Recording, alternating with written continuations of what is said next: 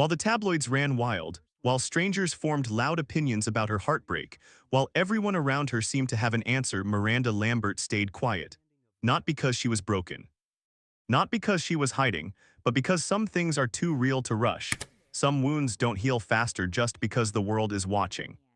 Some truths belong to you alone until the moment you decide otherwise. And then, after all that silence, she spoke, not through a publicist. Not in a carefully rehearsed sit-down interview with softened lighting and prepared answers.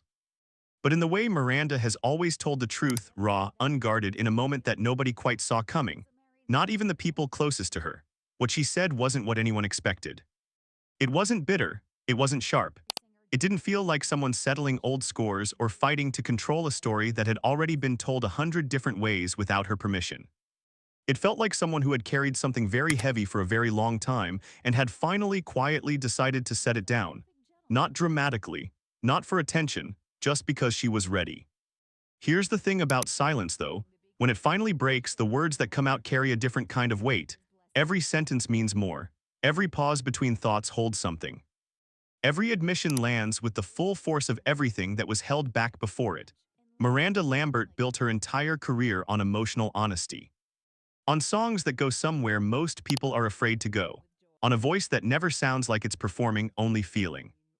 So when she finally opened up about Blake Shelton, about what they were to each other, what it cost her, and what she eventually found on the other side of it, the response wasn't just surprise. It was something quieter and deeper than that. Something closer to recognition. Because sometimes the most shocking thing a person can say isn't something explosive or dramatic. Sometimes the most shocking thing is just the plain, uncomfortable human truth.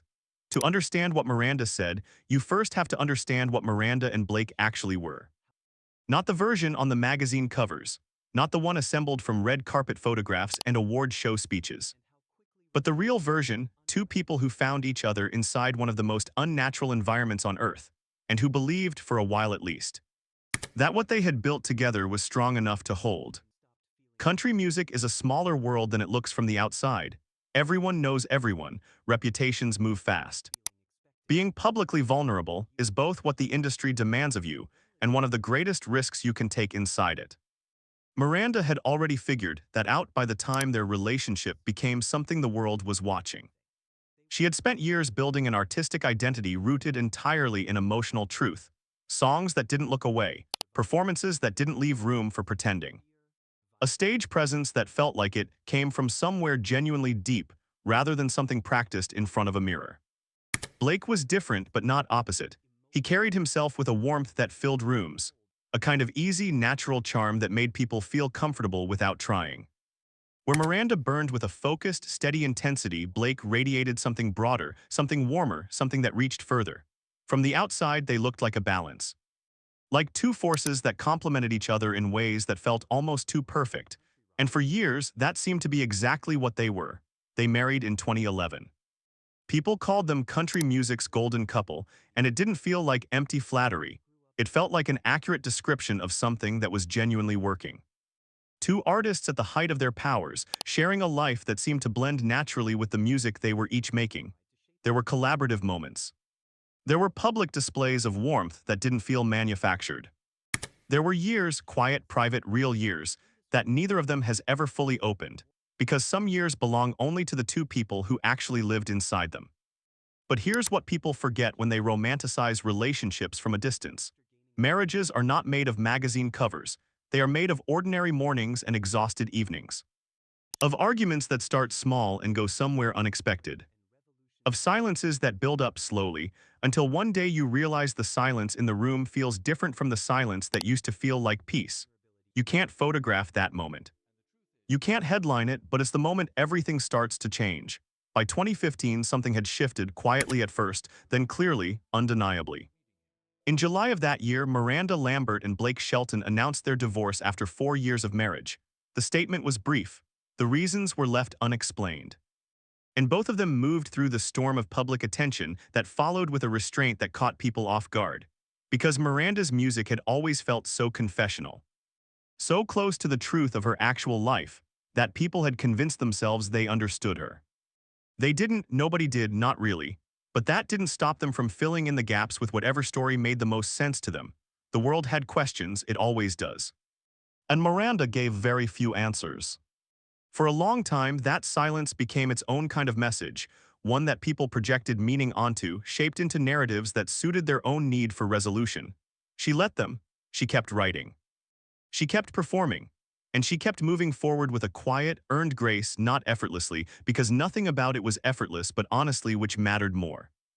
Before any of this, before the ending of it, there was a life that looked, from the outside, like it had everything it needed. Miranda had spent nearly a decade becoming one of the most respected figures in country music. Not just popular, though she was that 2 albums that debuted at the top of charts, sales that most artists never reach, but respected in the rarer sense. The kind of respect that comes from other musicians who can hear the craft underneath the performance, who recognize when someone is doing something genuinely difficult and making it look effortless. That kind of respect takes years to earn and can't be manufactured. She wrote her own material. She performed it with a consistency of intensity that didn't shrink for smaller rooms or swell for bigger ones. What you heard in her earliest recordings, that particular emotional signature, that refusal to soften things, was still there in everything she made years later. That's not common. Most artists drift, Miranda never did. Blake had built something different but no less real. His role on The Voice had extended his reach far beyond the country music audience, making him one of the most recognizable faces in American entertainment broadly. Where Miranda's identity was rooted in artistic depth and credibility, Blake's had expanded into something warmer and more universally accessible. Together, they seemed to embody a particular kind of success, 2 people who had each built something significant, who had found each other, and who were now building something shared on top of everything they had separately created. Their home in Oklahoma was not a celebrity property in the familiar sense. It was a working ranch. A real place with soil and animals and physical demands, and the kind of weight that reminds you what matters. Miranda has spoken in various contexts over the years about how much that grounding meant to her, how the land kept her tethered to something the music industry could sometimes pull people away from. It wasn't a backdrop, it was a life. That life, real and rooted and lived, was what was at stake when things began quietly to unravel. And the hardest things to lose, always, are the ones that looked the most complete before they started to fall. The announcement of the divorce landed differently depending on who you were. For some, it confirmed something they had already been sensing, low-level industry whispers that had been circulating for months without ever fully solidifying into facts. For others, it was a genuine shock, the kind that makes you question whether you ever understood what you thought you were watching. Miranda released no statement with explanation. Blake did not immediately give interviews. They moved through the public attention that followed in a way that felt, somehow, agreed upon, a shared commitment to keeping whatever had actually happened between themselves. The world doesn't accept that kind of restraint gracefully. Stories filled the silence. Unnamed sources appeared, suggested timelines circulated. The kind of narrative that spreads fastest online, clean, dramatic, emotionally satisfying, began to take shape. Whether or not it reflected anything close to what had actually occurred between 2 real people in a real marriage. Miranda went back to work. That sentence matters more than it might seem, because work for Miranda has never been what it is for people who use it as a place to stop feeling. Work is where she goes to understand what she is failing. The studio is not an escape, it's a reckoning. And in the months and years that followed the divorce, that reckoning continued with a quiet intensity that showed up directly in what she created. Songs that cut differently than anything before them, performances where something in her voice carried a texture that couldn't be rehearsed. The grief was there, working its way through her, finding its way out through the only channel she had always trusted. But she didn't talk about Blake, not really. Not in the way the world was waiting for. That deliberate, sustained, unshakable refusal to hand over the story people were asking for became, in its own way, one of the most remarkable things about how she moved through those years. She chose herself, quietly, every time someone wanted her to choose the narrative instead. The problem with staying silent in the world we live in is that silence doesn't protect the space you leave. Other voices move into it. Blake Shelton moved on publicly, and by most standards he moved on quickly. His relationship with Gwen Stefani became visible almost immediately in the public timeline, and the way that story was told, warm, joyful, openly celebrated, created an unavoidable contrast with the quiet space Miranda had maintained. Here was Blake photographed smiling, speaking freely about new love, getting engaged, getting married, building something the whole world could see. And here was Miranda, who had chosen privacy so consistently that many people read her silence as sadness, as struggle, as an inability to recover. That comparison was deeply unfair. It always is. Two people do not grieve on the same schedule. Two people do not make the same calculations about what to share and what to protect. What looks like resilience in one person and stagnation in another from the outside often has nothing to do with either. It has to do with what each person believes they owe the world and what they know belongs only to themselves. Miranda eventually began her own relationship. She married Brendan McLaughlin in 2019, in a ceremony that she announced after it had already happened rather than building toward it publicly. That choice said something about her, consistent with everything that came before it, that she had learned through all of it to live the real thing first and show the world later or not at all. Still, the questions about Blake kept appearing in every significant interview, in every major profile. Journalists approached the subject with varying levels of directness, and Miranda navigated every one of those moments with a careful precision that had clearly been earned through years of practice. She acknowledged without revealing. She was honest about difficulty without providing the dramatic detail that would have satisfied the appetite she had long since decided not to feed. What she chose not to say across all of those moments was ultimately more telling than anything she did say. She never attacked. She never performed bitterness for an audience that would have rewarded her for it. In a media culture that actively incentivizes the wounded to wound back, her refusal was quiet, consistent, and in its own way profound. What finally changed wasn't the world. The world never stops asking the same questions. What changed was Miranda, or more precisely, the distance between the woman she had been during those years and the woman she had become on the other side of them. Time doesn't erase things, but it does create enough space to see them clearly. And clarity, for someone who processes through language and music the way Miranda does, eventually finds its way into the open. In a conversation that drew immediate attention, unguarded in a way that managed press moments rarely, Miranda spoke about that chapter of her life with a directness that she had never quite offered before. Not the guarded version, not the version that answers around the question. The real one. She didn't cast Blake as a villain. She didn't position herself as the uncomplicated victim of someone else's choices. What she offered was far more human than either of those things, and far more difficult to say. She talked about what it cost her to hold her truth privately, while the world loudly held its own version of it.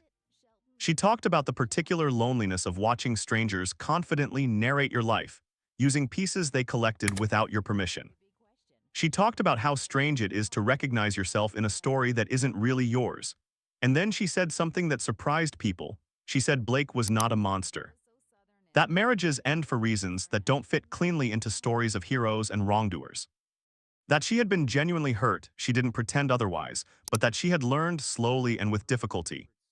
That being hurt and being a victim of someone's deliberate cruelty are not always the same thing. That understanding the difference had taken more from her than she expected it to, but that it had also given her something she couldn't have found any other way. People who heard it said it was the most unexpectedly measured thing she had ever said in public about any of this. They were right, because measured doesn't mean detached. It means someone has done the actual work. There is a particular kind of emotional labor that almost no one gives public figures credit for. The labor of carrying genuine complexity without simplifying it for an audience. The labor of being hurt by someone you also deeply loved, and refusing to resolve that contradiction into something easier to understand. The labor of watching someone you shared your life with build visible happiness with someone new, and finding somewhere inside yourself, not celebration exactly, but something quieter, something that has the shape of peace without quite the same warmth.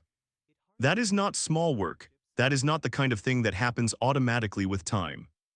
Miranda carried that complexity for years, and she carried it largely in private, without the validation that comes from being publicly seen doing it. What made her eventual openness so affecting was not that she finally revealed something hidden. It was that she arrived having clearly already finished the harder, invisible part. Her openness didn't feel like unloading. It felt like someone who had already set the weight down and was now simply describing what it had felt like to carry it. There's a difference, and you can hear it. She spoke about her life now with a warmth that didn't feel like a performance of happiness. About Brendan, and about the quiet, unspectacular ways that a different kind of relationship had shown her things about herself that she hadn't known she was missing. About how what she wanted now was genuinely different from what she had wanted then, not better or worse, just more truly hers. And Blake, through all of it, was no longer a wound she was reopening. He was a chapter, a real one with weight and meaning and things that mattered, but a chapter, not the whole story. Finished not in the sense of forgotten, but in the sense of understood. No longer sitting unresolved at the center of something painful, just part of what happened, part of how she became who she is. The shocking thing she said about Blake Shelton was not an accusation. It wasn't a secret finally surfacing after years of pressure. It was something rarer and more difficult to produce. A genuine expression of emotional maturity from someone who had earned it through years of quiet, private, unglamorous work that nobody was watching and nobody applauded. She moved forward without pretending the past didn't exist. She did it entirely on her own terms. And somehow, that ended up being the most powerful thing she could have said. There is something in this story that goes beyond Miranda Lambert and Blake Shelton. We live in a world that rewards the loudest response. That treats public pain as something to be harvested and distributed. That gives its biggest platforms to the people who perform their wounds most vividly, most frequently, most dramatically. We have built entire industries around watching famous people hurt each other and respond to being hurt. And we consume it with an appetite that rarely asks what it costs the person on the other end of the camera. Miranda Lambert spent years refusing to feed that appetite. And in doing so, she demonstrated something that gets almost no airtime in the culture we've built, that choosing not to share something publicly is its own kind of strength. Not the strength of secrecy or deception, the strength of knowing that some things belong to you and that giving them to an audience doesn't make them more true, it only makes them louder. The version of her story that lived online for years, assembled from fragments, whispers, unnamed sources, and photographs taken without context, was never really her story. It was a story about her, built by people who had pieces of her life but not the life itself. And she let it exist without correcting it, not because she agreed with it, but because she understood something most people in her position don't, that a story you don't engage with cannot hurt you the way a story you fight can. Her silence was never absence. It was a decision, an ongoing, daily, deliberate decision to keep the most important parts of herself for herself, to be the most important audience for her own truth. To not let the world's hunger for resolution rush her own. And when she finally spoke, not because she owed anyone anything, but because she had arrived somewhere that made it possible, what came through most clearly wasn't the specific content of what she said about Blake. It was the emotional state of the person saying it. Someone who had walked through something genuinely hard and come out the other side not performing strength, but simply having it. Someone who had done the quiet, invisible, unglamorous work of actually healing.